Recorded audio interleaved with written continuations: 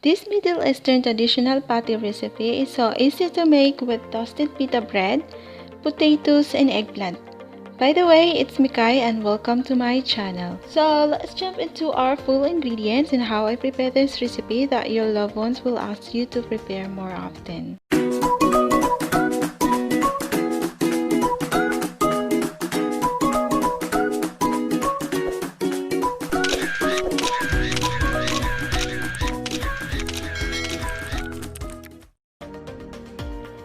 We have potatoes, eggplant, pita bread, lettuce, and also I'm adding some parsley and bell pepper.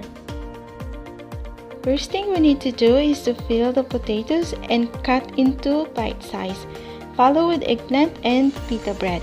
After that, we need to fry the potatoes and eggplant.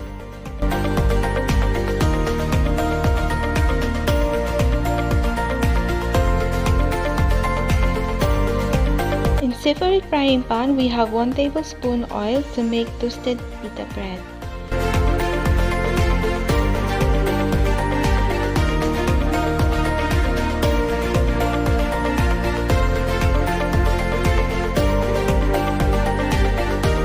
In frying pan, I add 1 tablespoon of butter to saute up the garlic. Guys, this is optional only because I don't like raw garlic. I am adding cumin, fruit cubes, black pepper, and salt to taste.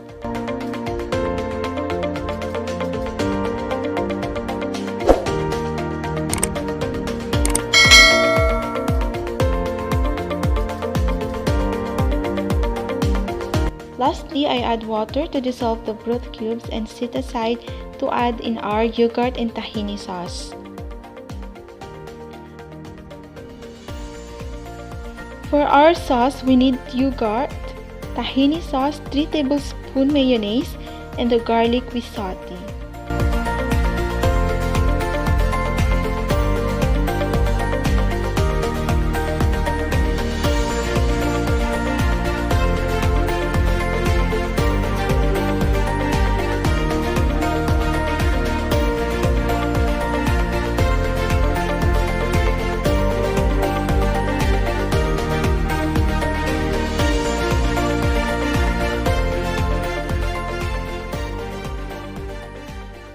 The last step is to layer all ingredients and serve.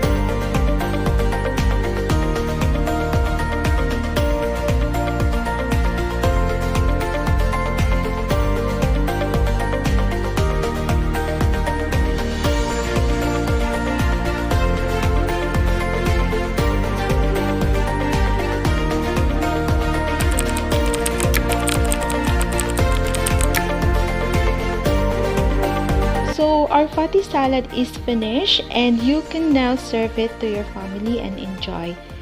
Okay guys, I see you in my next video. And don't forget to subscribe and click the notification bell for more upcoming video. And also if you like this video, give me a thumbs up, then share it to your friends.